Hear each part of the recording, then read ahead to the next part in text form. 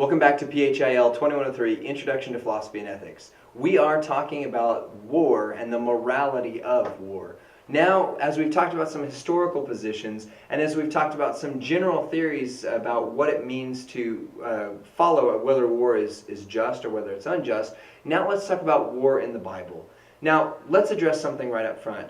This is a often confusing topic that takes years of study, and there are seemingly points where the Old and New Testaments are in opposition to one another at points, but we have to work through some apparent contradictions to see what's truly going on there.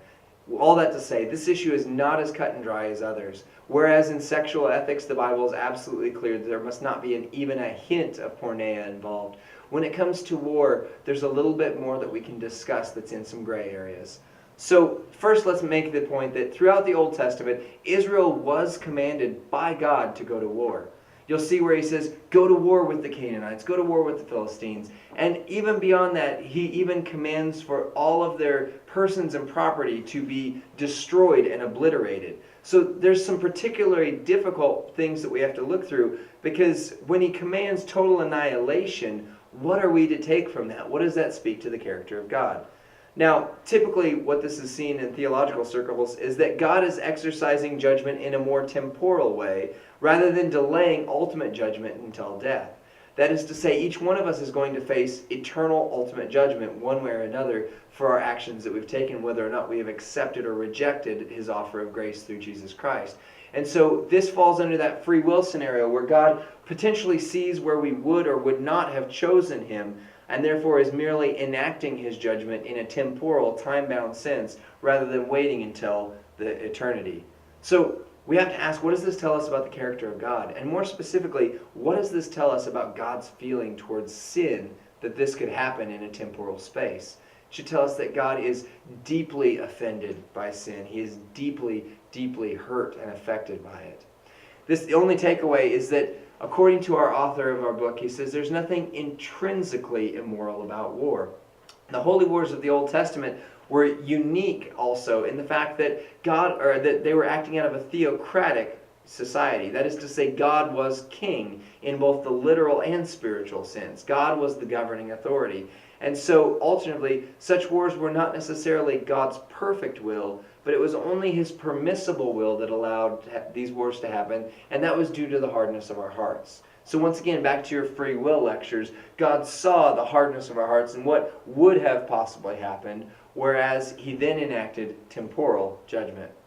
Now, in contrast, as most believe, to the Old Testament, the New Testament seems to reflect a spirit that is more defined by pacifism.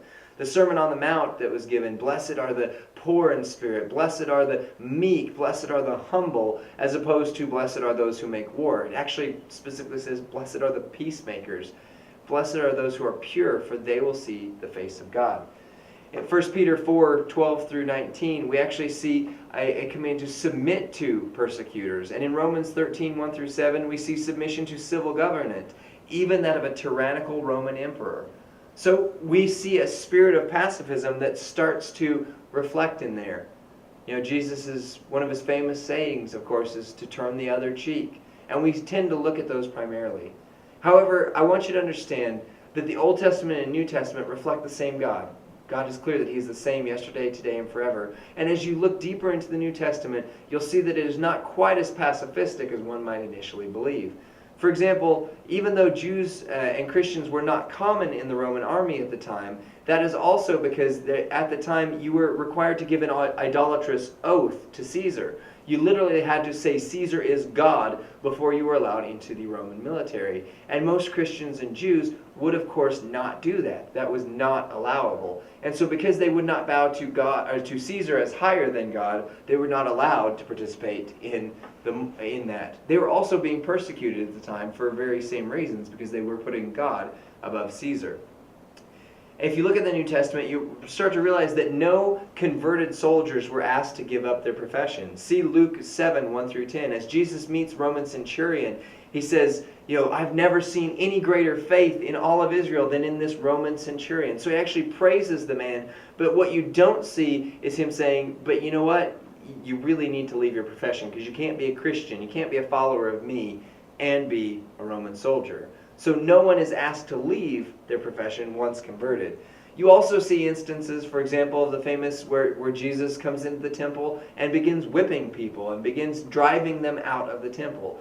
And again, this is a Jesus who's the same that also said, "Blessed are the poor in spirit, and blessed are those who are meek and humble."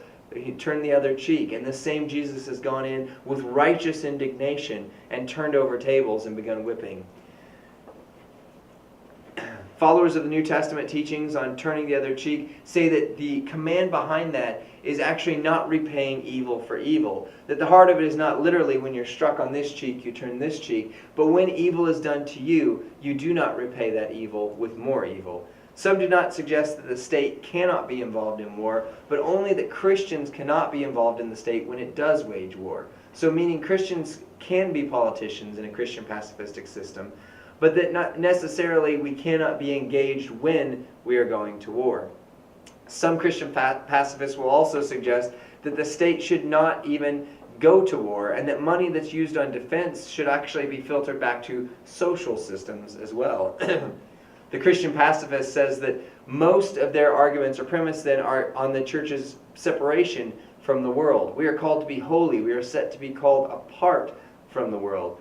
And some Christian pacifists believe that a key indicator of the advancement of Christ's kingdom is actually the degree to which nonviolence is supported and practiced in society. A Christian pacifist will use several pieces of scriptural support. First one would be Matthew 5, chapter 5, 38 through 48, followed by Luke 6, 27 through 36, Romans chapter 12, 19 through 21, and 1 Peter 2, 18 through 24. Christian pacifists who are committed to nonviolence see contradiction in killing people for whom Christ died. As was said, each of us was created in the image of God, and each of us was bought with a price. And so a Christian pacifist position would say that how are we then to say that we can take the life of someone that Christ died for, paying the price? Not only can the believer not be a participation in the use of violence, but anything that contributes to the overall war effort is seen the same as being a combatant. That would be the non-participation standpoint. Thus, Christians in the Christian pacifistic view cannot be employed by the defense industry or etc. Now, there are two sides to this, because obviously some Christians fall into the selectivist or activist position as well. And so some criticisms that arise over Christian pacifism says that, if the person does break into your house and harms your family, you have not honored the calling to love and protect your family by allowing that to happen. Your greater responsibility is to your family. In fact, the Bible says, he who will not take care of their family is worse than a non-believer.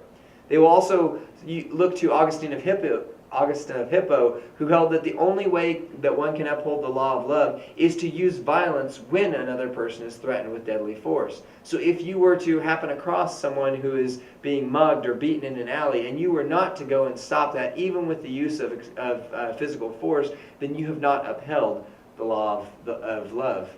And then they will look to Romans chapter 13, verses 1 through 7, which suggests, as mentioned, that the state wields the sword and that it was given to them by God.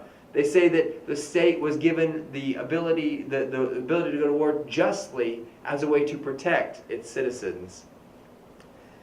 So let's look at a response to a pacifist biblical support. A Christian activist or subjectivist would argue that in the primary text that these Christians speak from, that is the Sermon on the Mount, Romans chapter 12, 1 Peter, and Romans chapter 13, that the central focus is on the prohibition of revenge and retaliation, not self-defense or defense of others in a context that may be persecuted for endurance of their faith. And so non-retaliation and not having a revenge mindset is the focus according to that view. And they say that one has a higher obligation to defend oneself and one's family against any imminent threat of harm over and above the obligation not to use violence.